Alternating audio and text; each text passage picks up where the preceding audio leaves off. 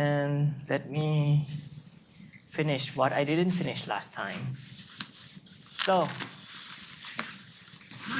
what we do last time is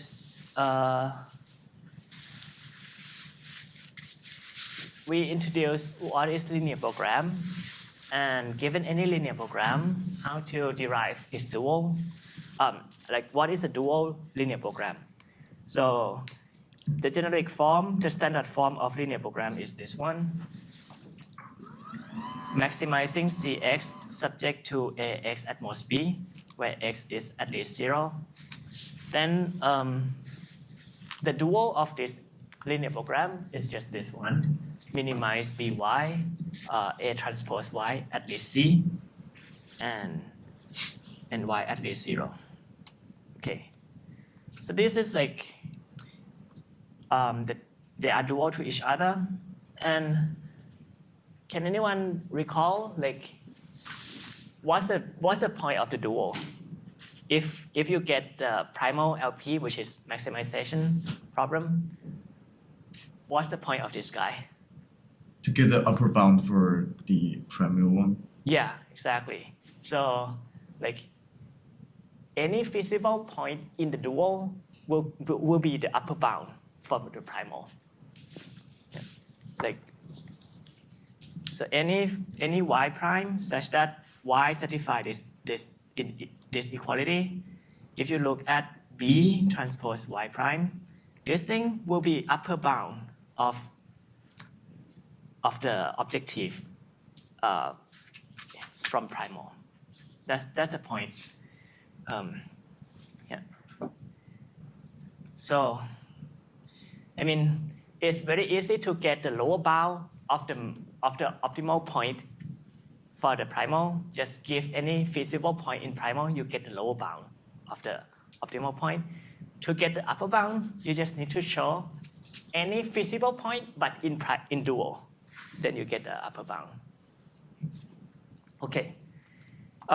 So now we're gonna see a bit more relationship between dual and primal today, and we're gonna practice how to derive dual from primal LP.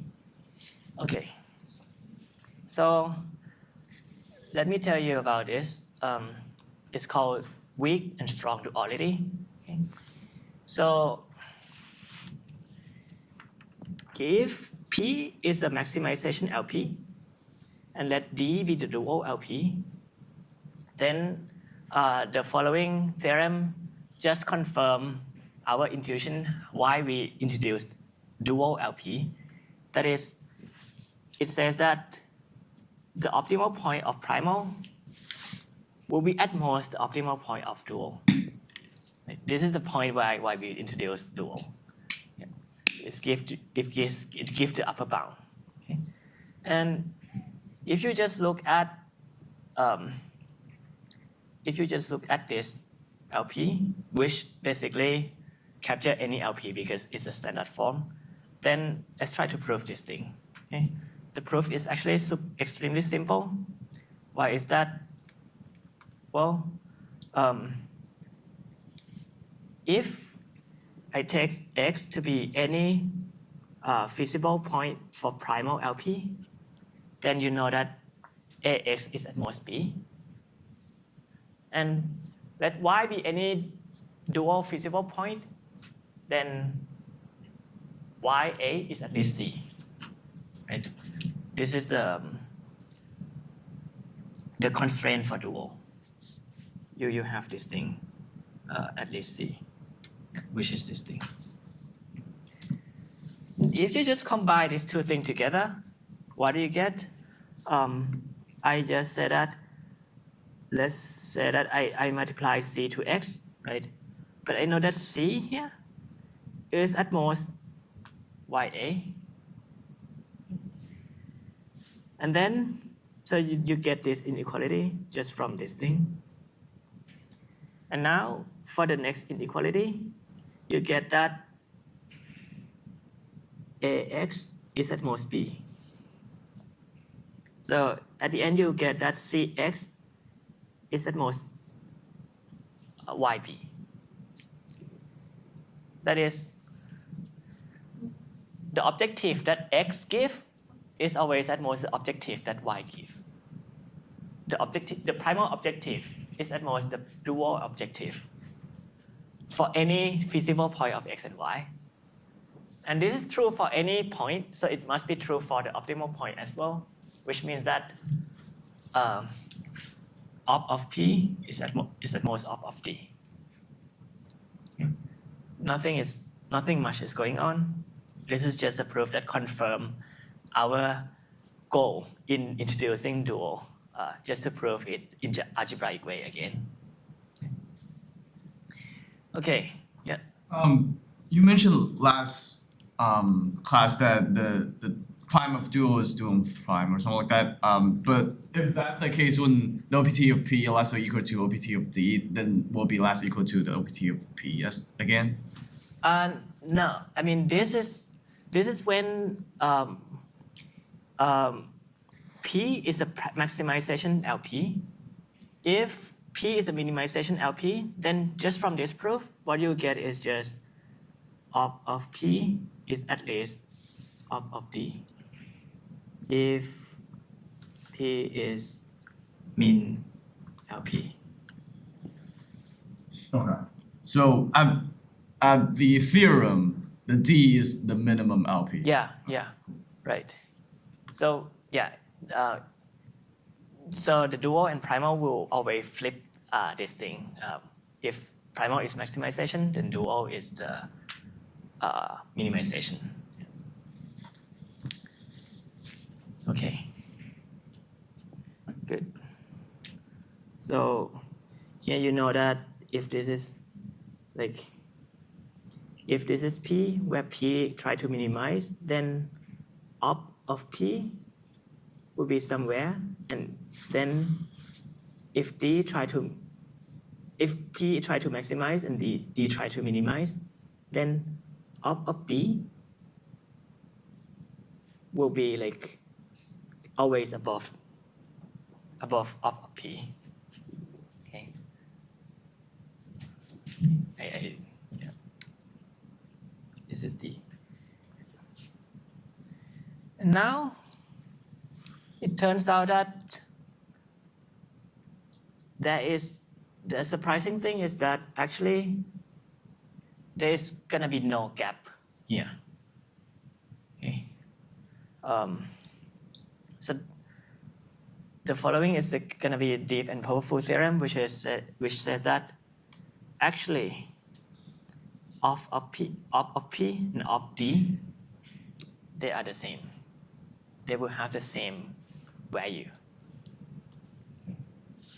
That is, if you have any LP that try to maximize, and if you have look at the dual which try to minimize, then although they will meet at the same point. Yeah. Okay. So we will prove this much later in class when we talk about multiplicative weight update. For the standard proof, if you want to know, I feel that it's more algebraic, so I won't show it, but you can look at this lecture by Uncle Moitra from MIT. Okay, but for now, you can take this as a fact. That is, for linear program, dual and primal will have the same objective, the same optimal point. Not the point, the same optimal value. But the point of primal, solution in primal live in a different space from the space of dual, right? So they don't have the same point, but the objective value, they are optimally, at the optimal point, they are the same value. They have the same value. Okay. So just to put it in words again, if you have any feasible primal solution and feasible dual solution, you know that the primal objective is always at most the dual objective, if primal is a maximization one. Okay? And because this guy is always at most opt, and this guy is always at least opt of D. And they are for the optimal point, they are the same. And this inequality will hold if and only if both x and y are optimal. This inequality will hold with equality if x and y are optimal. Okay. Good. So let's see why this is this is kind of nice to know, but why this is useful, at least in some situation, why it's useful.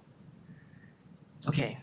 So I want to say that at least it is nice because there is a way for you to verify that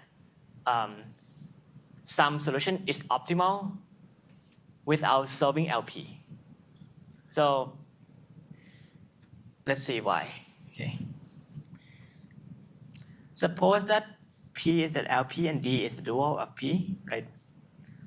And suppose someone gives you a pair of x and y. X is supposed to be the primal solution and y is supposed to be dual solution. You can actually verify that both x and y are optimal without solving LP at all. How? If you can just check that first x is the feasible point and y is feasible point in both programs, and know that checking feasibility is so easy, right? It's just checking this inequality, ax at most b and ay at least c. This is linear time. It's super easy to check feasibility. And all you need to check next is just check that they have the same objective. If it is the case, then you know for a fact that both x and y must be optimal point. And you don't even need to solve linear program, which is actually hard. You just check inequalities. Okay? So, yeah, so it can be useful in this case. You will see more that it's going to be useful in other class, in next class. Okay. Question about this?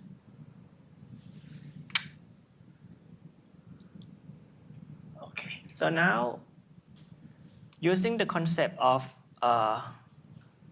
dual LP duality, let me try to give another proof of Maxwell-Min-Cut theorem.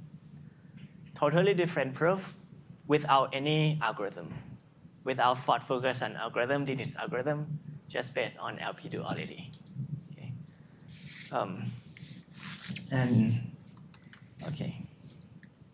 So it will be a good practice to see how duality is useful. Okay. So the first thing that I'm going to do is to formulate MaxFlow as an LP.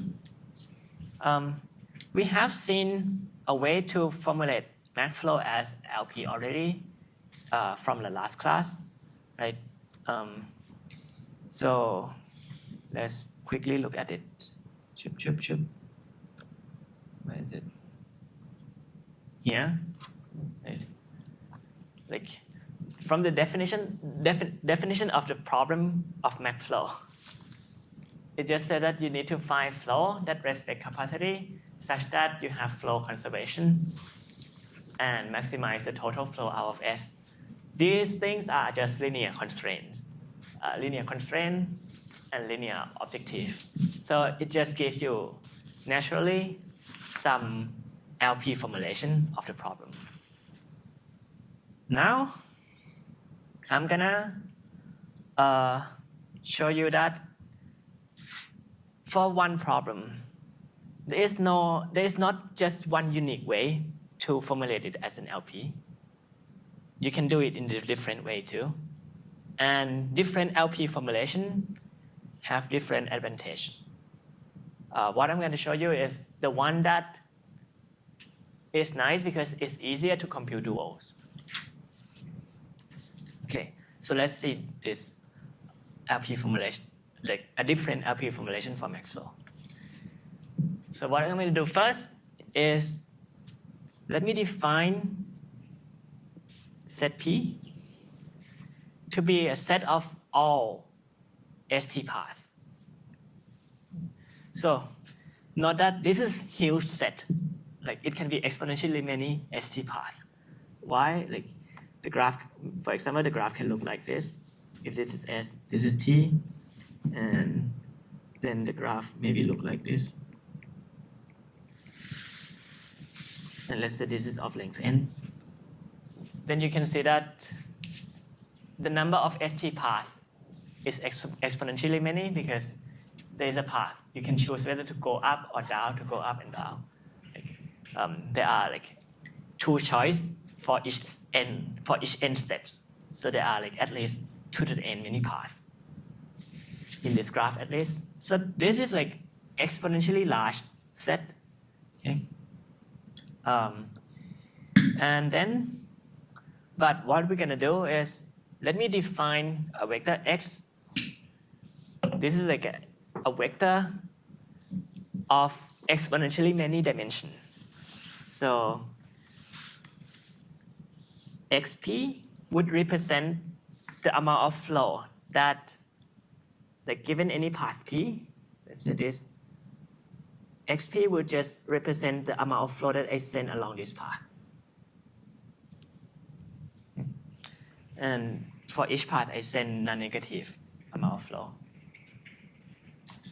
Okay. And with these variables, then the objective that I like how to formulate this max flow in how to formulate max flow in this language. The objective would be I just try to send flow along many ST paths as possible. Okay.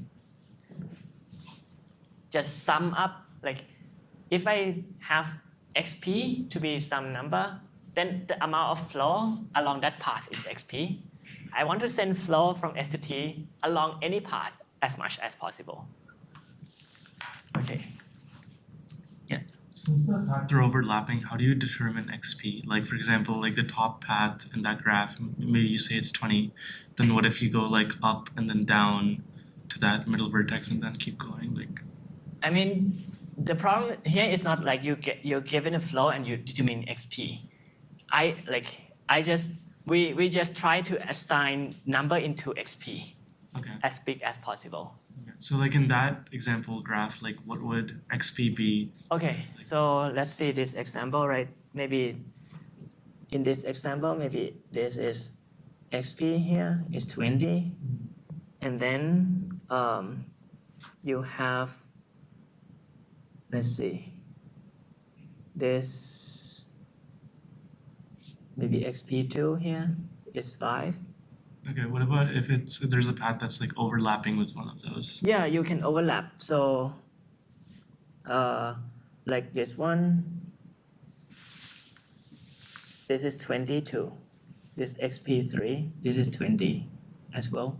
Okay. So like the amount of flow here is 20 and 20, so it add up to 40. Okay. Like still respect the capacity. What else? Then there must be yeah, basically like you can find the path, a collection of paths such that like the amount of flow going through all paths will be this. For each edge, the amount of flow that this path go through will be the same as the amount of flow in this edge. Yeah. Okay. Yeah. But that's kind of besides the point. Suppose that I have this objective. Can you tell me what would be the constraint that makes sense in this language? So the constraint, how do you come up with a good constraint such that some linear constraint that once you specify it, then it model max flow problem. Like So I want to say that for each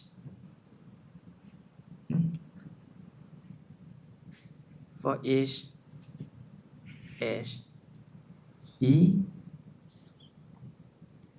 what is the inequality that you want? What is this thing? The flow along that edge is at most the capacity of that edge. Yeah. Can you try to tell me like So like it'd be f of E. Yes. so there is no x, no, there's no f right now. There is only x of p. Oh, okay. So like x of p, sum of x of p Sum of xp is at most c, C. and this sum is summing over all what? Overall p. Over all p. Through the edge. Yeah, like if you sum over all p, it will not be correct yet because you kind of it doesn't relate to this thing is not related to this edge at all. But yeah, good. If you just sum over all paths that contains this edge, then it means that this is like this is what? This is like a total flow going through this edge. This total flow needs to respect the capacity. Okay. So that's exactly right. This is what we want. And yeah. So this really makes sense that this model MacFlow. And actually, so you see that this is kind of different formulation from what we have seen before. And in your homework, you're gonna see how to prove formally that the two formulations of MacFlow are really the same. Okay. But at least in class, you should see intuitively that this model MacFlow. Okay. Okay. And now, what I'm gonna do next is to derive dual of this LP. So we have this LP. Okay. So let's try to derive the dual together once you have LP. Okay. So although like you saw that for any LP, right? This for any LP is max CE this thing, and X at least B. The dual is just always you have like a fixed form of dual, which is wait, this is at most. And why? Although you have this thing, but it's not that clear how to write down the dual in for any LP. Like you are not computer, so let's just try to do it together.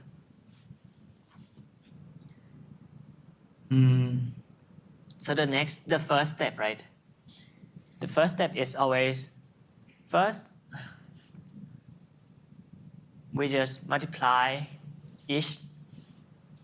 Like for each of the inequalities here, we try to, for each constraint, we just introduce one variable to the constraint. Right. This is going to be a dual variable. Okay. And, okay, sorry. This should be at most. Yeah. And if this is at most constraint, then you introduce a dual variable which is at least 0. Okay. So because every constraint here is at most, then you introduce a dual variable which is at least 0. If this is at least, then you would have put this thing. Yeah. But it's at most. So okay. So that's the first step. And now, just remember what we try to do, right? We try to find a linear combination of the constraint here of the primal constraint that give the best upper bound of the objective. So we just look at the linear combination of the constraint, which means that I just multiply lambda to each constraint and sum them up. That's the linear combination of constraint. And the upper bound that we're gonna get is just when you sum up the right-hand side here. So which is just sum over all h, lambda ECE. We want to get the best upper bound. So we want to minimize this sum. Okay. So that's how we get the objective of dual. Next we want to get the constraint of dual. So how do we get it? We just look at the left-hand side, right, of this thing, of these linear inequalities. Sum them up, right? And when you sum this thing up, you will get something like sum over all h lambda e and sum over all p that contains e xp. This is a sum that you get from here, right? And but if you rearrange it a bit, basically by switching the order of the sum, you will get sum over all paths p, and for each path you sum over all h in the path. So from this sum you get this thing. Okay. What we want to do with this sum, we want to say that this sum need to dominate the objective. This sum need to dominate the objective, right? We want to get like something that dominates the objective, if you remember from last class. How can this thing dominate the objective? For any, like we want that this thing is at least the left-hand side is at most, at least the right-hand side for any x which is at least 0. So for that to be true, the coefficient of every x on the left need to be at least the coefficient of every x on the right. This just gives you this constraint. For every path pi, this sum is at least 1.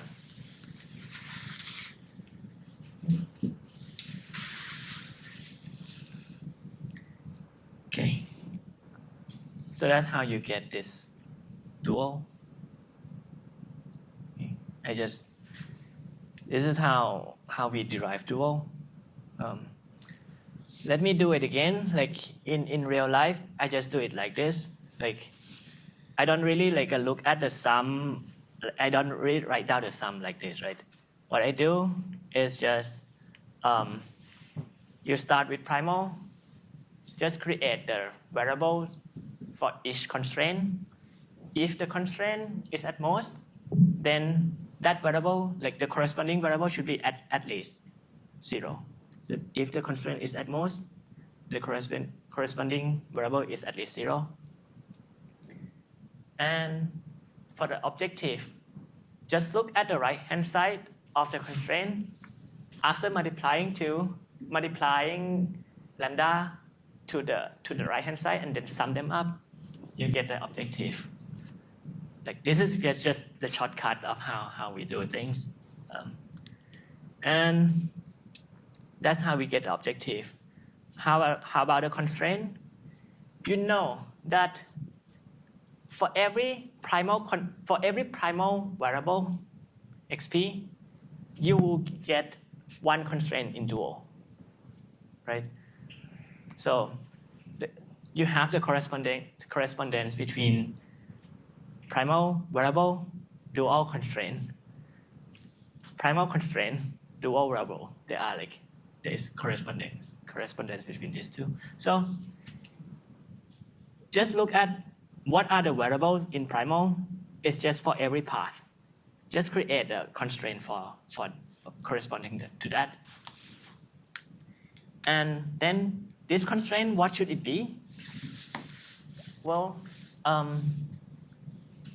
so what should I put for the constraint for P? What I'm gonna do is just look at XP in primal, and on the right hand side, if XP appears in the objective of primal, look at the coefficient of XP in the objective of primal. In this case, for every P, the coefficient is 1. So I just put 1 here. And then how to decide what is this? What should this be?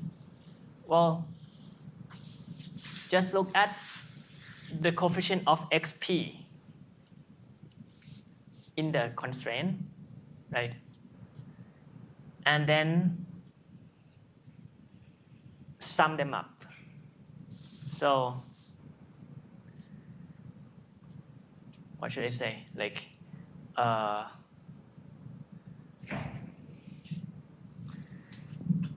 the coefficient of XP is gonna be, after multiplying by this thing, right? The coefficient of XP for a fixed part P is just gonna be this thing times lambda E, maybe times lambda E. How come?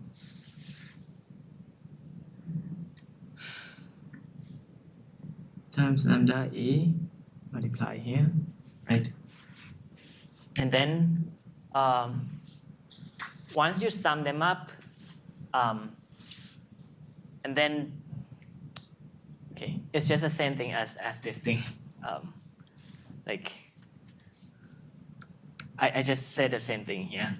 Like when you multiply lambda to every constraint, and then when I sum them up, and then I just look at the coefficient of XP, what do I get? That's gonna be the right hand side, the left hand side of the constraint. Okay. So I just kind of repeat what I did, but like this is how I do it. Okay. So I hope this is just the first time you see how to derive dual for LP. You would do it in your homework too. So it's like a skill that needs some practice. Yeah. Anyway, what we did is we just derived the dual of LP that capture max flow. Let's try to interpret this thing. What does it mean? So the first thing that you see that I claim is that if you want to optimize for this problem, then there is no good reason to ever choose lambda E to be more than 1. Why is that? Like, I can assume that my optimal solution don't assign any lambda E to be more than 1.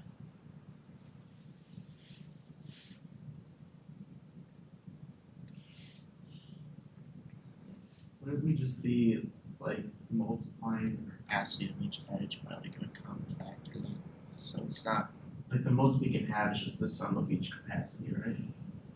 So maybe let's even forget about the meaning of this thing, what is capacity and whatnot. Let's say that if you just stare at this program, why, and I want to minimize this thing, okay? Why is it the case that no matter what, the optimal solution cannot assign lambda E to be more than 1? Okay.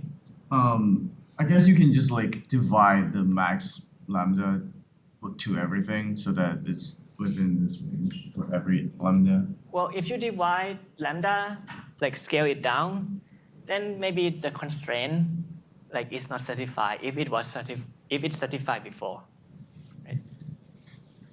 Okay, maybe on the back. Like if lambda E is greater than 1, then it's guaranteed you can like make it smaller and still not violate the constraint that the sum is greater than 1? Yeah. It's an epsilon that you can. Yeah. So basically, let's say that there is one HE such that lambda E is strictly more than 1. Okay. Now, suppose that I just replace that lambda to be 1. This thing would strictly decrease, so it's good. But if you look at any constraint involving lambda E for that E, it would still satisfy. The constraint would still satisfy because I just want it to be at least 1. If some lambda E is strictly more than 1, just decreasing it to be 1, this will still be satisfied. On the other hand, if I just scale everything down, then maybe like some constraint might be violated. Okay, so you now see that, okay, we can actually assume that lambda E is between 0 and 1. And now, this is how it all usually goes. We derive dual and we try to interpret what it means. Like for primal, we know intuitively what it captures. It captures backflow. Right? We just mechanically derive dual. Now we try to understand what's going on. What is this problem? Okay, how to understand this a bit more? Well, the way to do is, if this is 0, 1, maybe how about you force it to be 1 or minus 1. It at least have more intuitive meaning. Okay. And I call this, whenever you force the solution to be integer, that's when we call it integer linear program. We will see this word again in next class. But okay, this is like a kind of integral version of this linear program. Now let me ask you, what is this problem? Try to interpret this. What is this problem? Okay. It's just been cut because you're trying to minimize the sum of the weights of the edges in the cut, and if it's in the cut, then lambda equals 1. If it's not in the cut, then lambda equals 0. And then each path needs to have one cut along it, so that's the constraint. Anyone else? I have a question. So how can you force the non-integer one into the integer one, and then? Yeah, I just just for interpretation, I just try to, I cannot just force it to be integral 1 without loss of generality, but I just try to understand what I'm trying to minimize. What is this problem? So this is just a way to make it easier to understand what is this problem. Yeah. But this is not without loss of generality. It might change the problem. Yeah. But yeah, actually good. Yeah, it is. The punchline is that this actually is a mean cut problem. The mean cut problem exactly.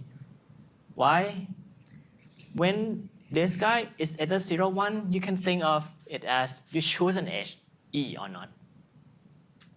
If you assign lambda E to be 1, then it's in the cut. Otherwise, it's not in the cut. Thing like that. And the objective here is just to minimize the total capacity of edges that you choose. That is to minimize the cut capacity.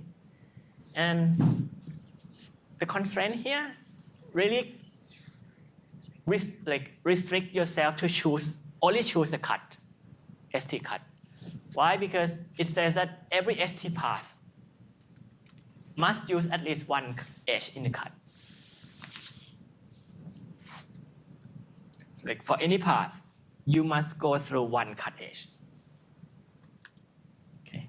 So yeah, you start with MaxFlow, derive dual, and see that, okay, at least the integral version of this dual is exactly mean cut problem.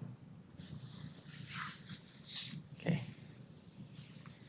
So now, but what we know is we have the fractional, like, so this thing is like a fractional version of min cut, right? It's like for each edge, you can choose up to some extent that edge. Like the extent of whether you choose it or not is like between 1 and 0. And what do we know about the relationship between these two? We know that the optimal value of fractional min cut must be at most the optimal value of integral min cut. Why is that? Because like any integral min cut is a fractional min cut, right? The search space of this program is bigger than the search space of this one. They optimize the same objective, but the feasible region of this guy is bigger. You allow more things to optimize over. So you can it's potentially you can minimize more than this one. Okay. What do we get so far? We get that you start with max flow. This is the primal one. You derive dual LP, which is fractional min cut. And fractional min cut is going to be at most integral min cut. And you know that this thing must be the same. Reason? Why is that? Why do you have this inequality? Isn't that a strong duality? Exactly, yeah. Because of strong duality. You know exactly that optimal max flow must be the same as fractional min cut. At least the values are the same. But, I mean, for us, actually we know more, right? Right now, we know from previous class that actually even this guy must be the same as max flow. So now, let's try to prove this too. Okay. I'm gonna prove that the best fractional min cut is the same as min cut. I want to stress though that this is just true for this LP, for the LP of min cut. It is not the case that if you start with some LP and then you force it to be integral version, then the optimal value might not be the same. This is not general. It just happened to be true for min cut problem. Okay, so let's see why this is the case. So what I'm gonna do is let's consider any fractional ST min cut that is like the lambda e that is feasible in the dual LP. It's like lambda e for e. Our goal is to show some integer ST cut such that the capacity is like as good, as small as the fractional one. So let's say that you have this fractional ST cut. So what is fractional ST cut? It's just like a lambda e for each edge here, right? And you know that for any ST path, the sum over lambda e on the path must be at least 1. So one thing you can think of this, you can think of the lambda e as the following. You think of it as the lambda e is the edge weight of e. And if you think like this, then it means that, okay, the weight of the path from S to T for every path is at least 1. Meaning that the distance from S to T, when the weight is lambda e, is at least 1. Make sense? Like when you assign the weight of graph with lambda, the length of any path is at least 1. So now the distance from S to T is at least 1. Okay. Now let's say that I pick some random threshold tau, it's just a random number from 0 to 1. Okay. When I pick a random threshold, it defines some cut. So let's say I choose tau randomly. Let's say tau is 0.8. Then it will define a cut. That is, any edge such that crosses this threshold tau will be in the cut. What do I mean by that? Then edge cross the threshold, the edge UV cross the threshold if the distance from S to U is less than tau, but distance from V to S to V is more than tau. For example, like tau is 0.8 here, then what would be the edge that crossed the threshold in this path? It's going to be this one, right? For this path, well, this is 0.9 here, so the one that crossed the threshold is this guy, and so on. But you see that for every fixed tau, it gives you some ST cut. It will disconnect S from T. If I cut these three guys, it will disconnect S from T. T from S. Yeah. Okay. But what I'm gonna argue next is that this C tau is a random cut. Let's try to analyze the expected capacity of this cut. We're gonna say that this expected capacity is actually as good as a fractional one. So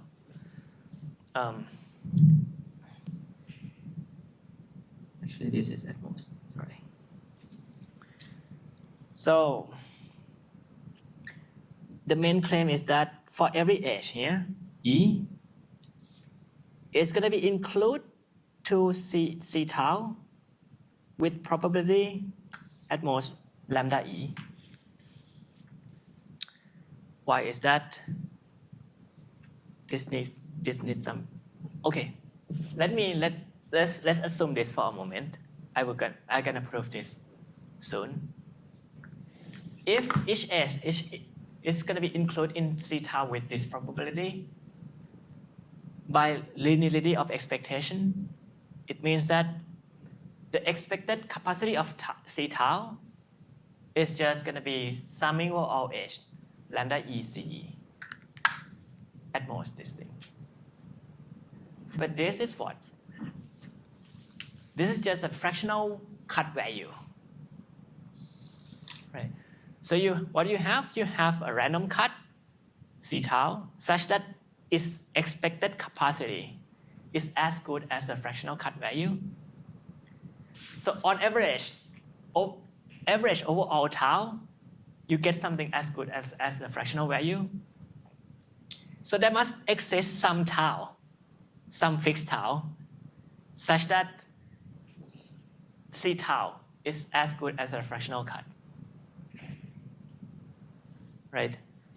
So if the expectation, the capacity of C tau is at least something 10, let's say, then there must exist tau star, some best tau, such that capacity of C tau is at most 10. Nothing deep is going on. If on average is good, then the mean guy would be good. Okay. So you with me? Like assuming that this is true, then you will get an integer cut that is as good as a fractional cut. Question up to this point, please ask. I was still kind of confused why the expected value is less than equal to the friction cut value. Oh, so because so first of all, I didn't prove the first statement here yet. Let's assume first, right, that each edge is gonna be inside the cut with this probability. Assume this. Okay. If that is the case, then in expectation, like the capacity just by linearity of expectation, right? The expected value of C tau is going to be this sum. So let's see. How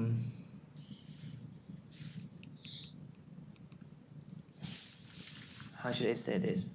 But the expected value of capacity of C tau is what? It's just a sum over all h, such that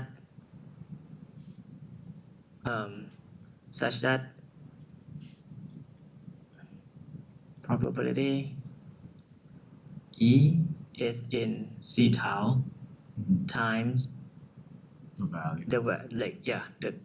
the capacity of dens. And then I just claim that this thing is at most lambda E.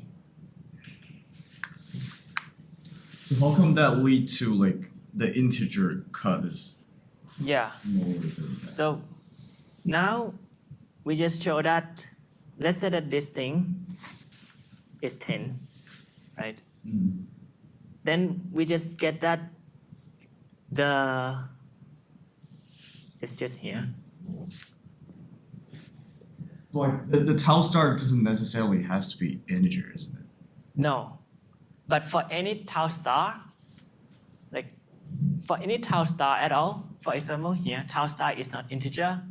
For any tau star, it gives you integer cut, right? I set tau star, for example here, to be 0.8. Then I just look at all edges crossing the threshold. That gives you integer cut. True. Every tau star gives you integer cut. Now we just said that when tau is random, the expected capacity of this C tau is small. Then there must exist tau star such that this capacity is small. But this now, it's really like a sum cut, Mm. some integer cut that is small. Gotcha. Okay.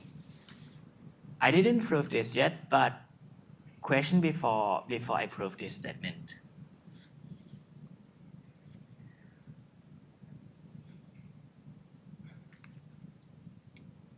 Okay. So let's try to see why this is the case. Well,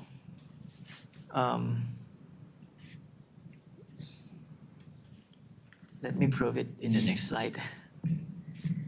So maybe here. So what I'm going to do is just, let's say that I have a real line, okay, from 0 to 1, and I put for any point, for any node u, I put node u here. If this is the position where this is, the node u is at the position of the distance from S to u. So basically this real line, in this real line, I just put every node in this real line from 0 to 1. Now if you look at any edge, uv, say v is here, and let's say this is some value, some interval, okay, call it, I don't know, IE, the interval for, like if there is an edge, if there is an edge from what?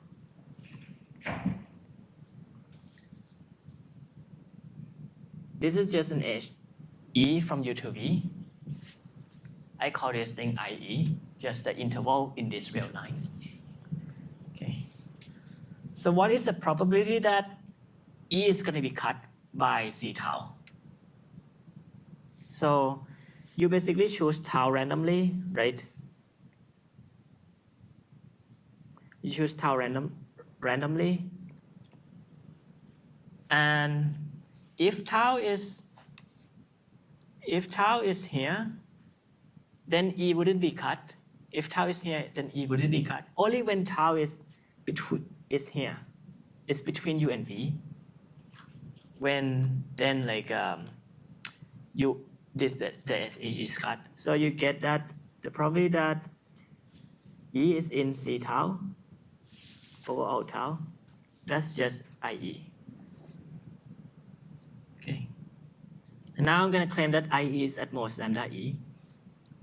So why is that? What's IE? This is just distance of SU, SV minus distance SU. But now you get this thing by triangle inequality. Like if you have S and you have any node U, and this is V, right? This is an H with lambda. Then the distance from S to V, at most the distance from S to U plus lambda.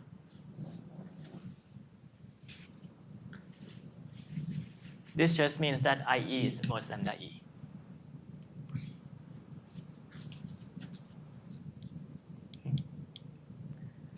Okay. Good. All right. So what we just proved is just showing that given any fractional mean cut,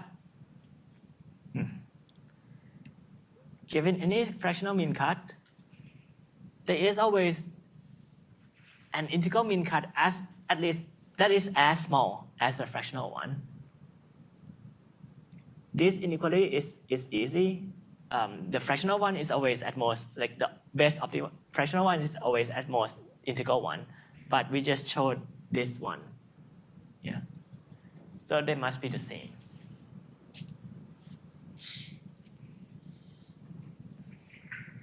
So we just proved Maxwell mean cut theorem in a totally different language without any, like, okay, with some algorithm here for rounding fractional one to integral one, but with no flow algorithm. Okay. Okay, so yeah, and actually you see like the LP duality. Now just apply to Maxwell, it gives you Maxwell mean cut theorem. There is like a LP duality can be applied to another problem, like there's not Maxwell, and it will tell you that okay, this Maxwell that problem actually is the same, kind of related to another problem, totally different problem, but both problem gonna be like both natural problem. So this happened for many other problems, not just Maxwell and mean cut. Like that's the power of LP duality. It kind of allow you to, like, I don't know, like maybe in the future you look at some problem, you don't quite know how to approach it. Just now look at like derive the dual, interpret that problem, that dual problem. Now maybe like you make sense of that dual problem. And then you come up with a solution algorithm for dual one. It will give you the same solution, like the same value, the optimal value as of your original problem. Okay, so like that's like a nice way to approach any problem from now. You have some problem, maybe look at the dual. Yeah. Okay, so that's how we we see how to derive dual and to prove max flow min cut. So in this node that I uploaded already, it's gonna be okay.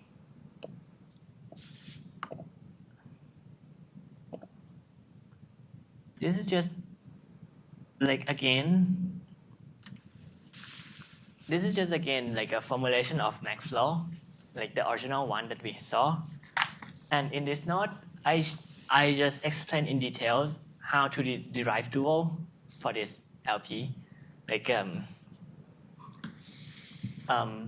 because it just look a bit more complicated than the previous one that we saw, and well, like you can try to derive dual and you can try to do it at home, but if you got stuck, you can try to look at this node how I do it and explain step by step how to do it.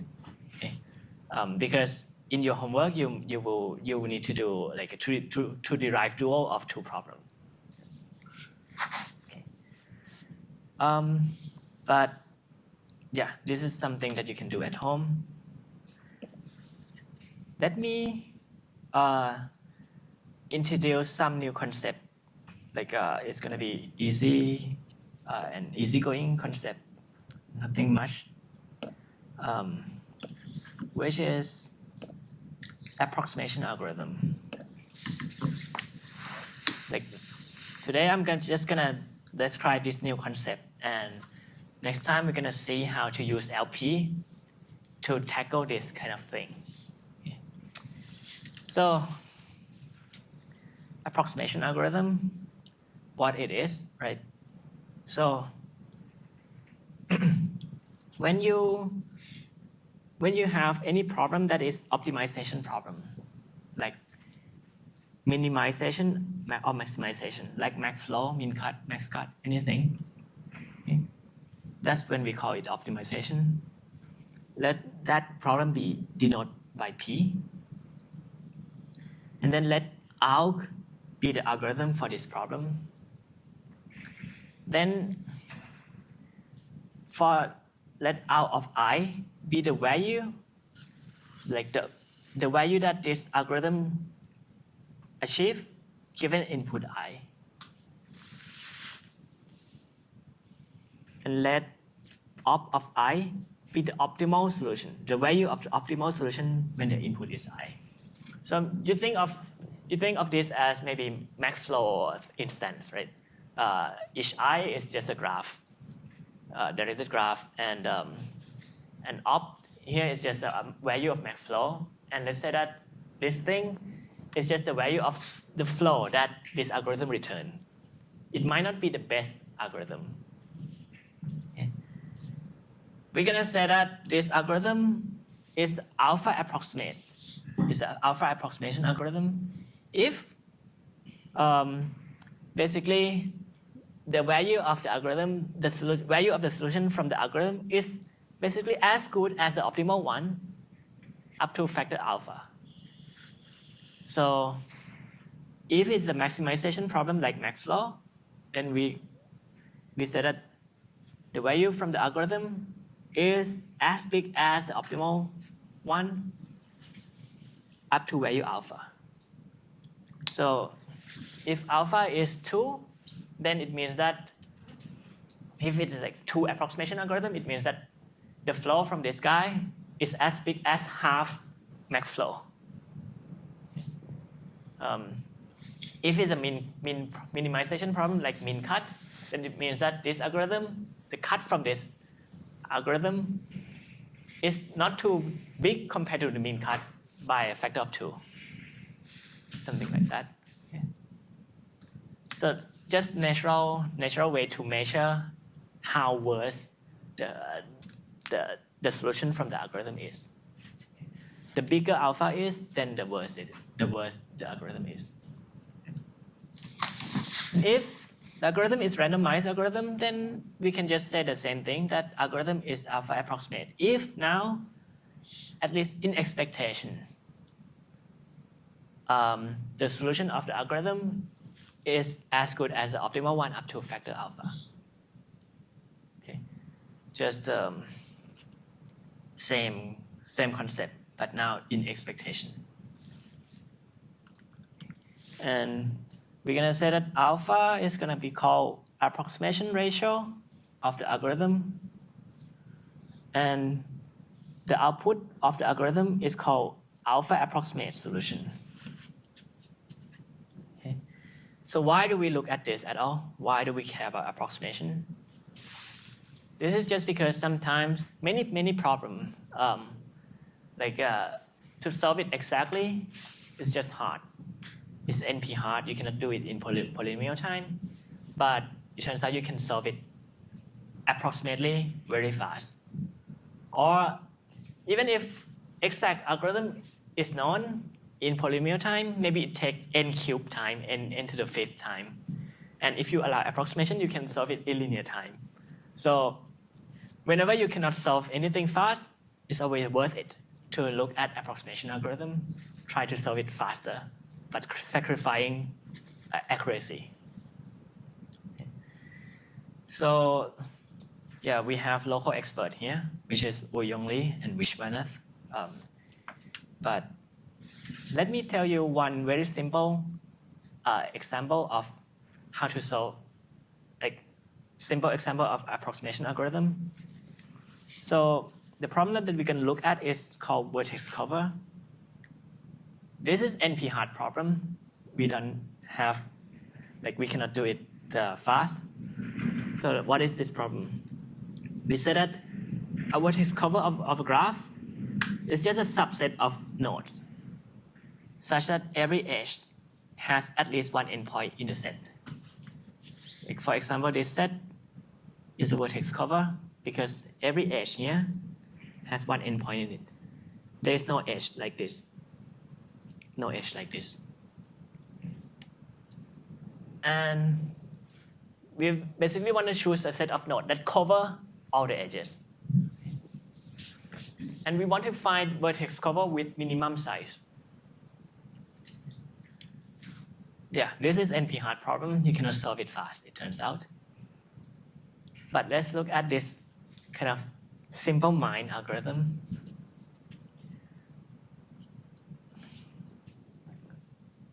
So I'm just gonna start my solution with empty thing, and here you think of a set of edges that need to be covered.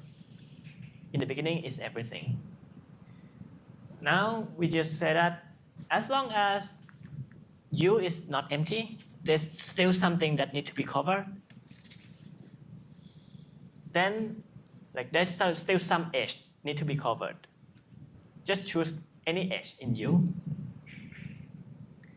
Then add both endpoint U and V into your solution. And after that, delete all edges incident to U and V from U. So, as an example, let's say that this edge UV is not covered yet. Then what I'm gonna do, I add both U and V into my solution. Although if I just add one guy, I would cover this edge already, but I'm just gonna add both of them. And then any edge incident to this guy, I delete it. I delete them because these now are covered too. Right? These now are covered by these two guys. So I can just delete from U. Okay. Just keep doing this until U is empty. So now it's clear that this is the vertex cover, right? Because for the edges that I remove it because I have covered them. And I keep doing this algorithm until everything is covered. So this is a vertex cover. How good is this algorithm? So the claim is that this algorithm is a two approximation algorithm. So how do we argue this? Well, the first claim is that if you look at like whenever you take this pair U and V and add it into your solution, maybe think of this as the special edge that I add, right? Now I claim that this pair U and V will be disjoint. So why? Because when I add U and V, I delete all these blue edges, right? Then the next guy that I can add is just like maybe U prime and V primes elsewhere. I add U prime V prime elsewhere. Like it cannot be that the next pair that I add is like a U prime and V, because this edge, once I add this U and V, I have removed it. Right? I cannot choose U prime and V prime again. So how it looks like is that for every pair U and V that I add, it's gonna look like some disjoint edge. They are really disjoint thing. Yeah. They don't share any nodes together. Agree with this? Okay. So it looks like a matching, basically. It's like a set of disjoint edges. Okay. And now, look. If you look at this orange edge, yeah? For each of the orange edge, I add two things into my solution. But the claim is that any solution at all will need to add one of this guy. Just because this edge needs to be covered. This one needs to be covered, this one needs to be covered somehow. So for every pair UV, any solution must spend one unit into that solution. Although I like in our solution we pay 2, but any solution must pay at least 1 per this pair. Right? So what we get is that for any solution,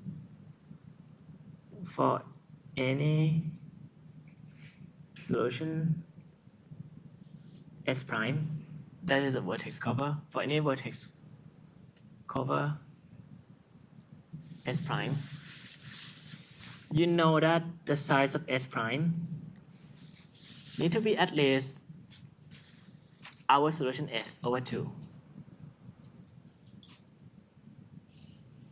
Yeah.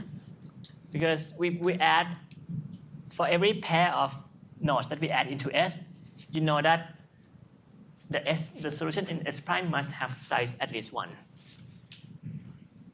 So you get this thing. In particular, what do we have? It means this just means that op is at most sorry, S is at most 2 times op. Because even if this S prime is the best one, S still is at most two times away from it. Yeah, so we get that this is a 2 approximation algorithm. And now the state of the art is that here you might ask, okay, you cannot do exact, but can you do maybe 1.9999 approximation? It turns out that like there is a theory that has been developing, and it's a cool statement that it says anything better than 2, you cannot do it. It turns out that's the crazy thing, but it is true. Assuming some well-known conjecture, anything better than 2 approximation, you cannot do it. And if you have never heard about this conjecture, you must have heard about P is not NP. If you just assume this thing, then you cannot do it better than like 1.4 approximation. Okay, so you can think about this. If the graph is a tree, why we can solve it exactly? Yeah. But yeah, next time we're gonna see how to use LP to solve some approximation algorithm, to get some approximation algorithm. Okay, see you. Yeah.